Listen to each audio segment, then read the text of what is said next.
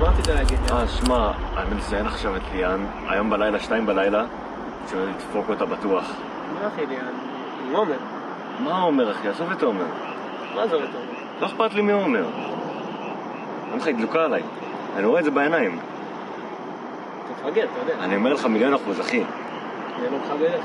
עומר חבר שלך. היא לא מכבדת אותו אם כבר. אני אומר לך, אני רואה את זה בעיניים.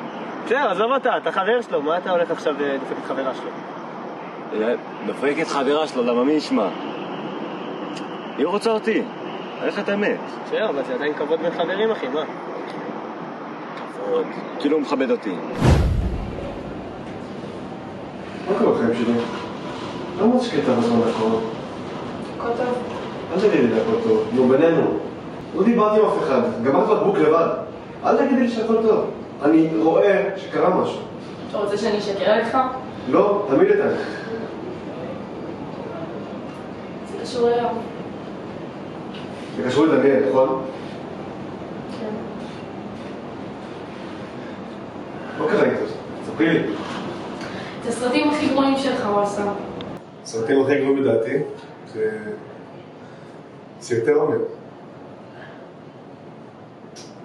Welcome to my life. את אמיתית? אני נראית לך צוחקת? חייבים לעשות משהו לגבי זה. מה אתה רוצה לעשות? תקשרי למשטרה, משהו. אבא שלו זה המשטרה, נראה לך שמישהו יאמין לי? אין הוכחות, אין תיעודים, אין כלום. רק אני והצלקת שלי. אני צריך לחשוב. נהרוס אותה חיים. נהרוס אותם. זה לא שווה את זה.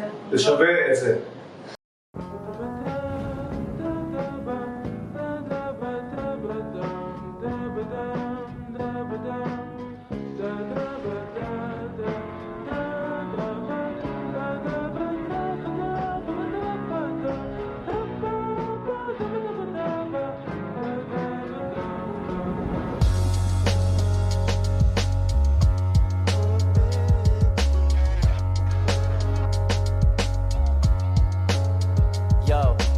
עוד בוקר קמה לבית ספר, פותחת עיניים, מצחצחת שיניים, שותה איזה כוס מים ויוצאת.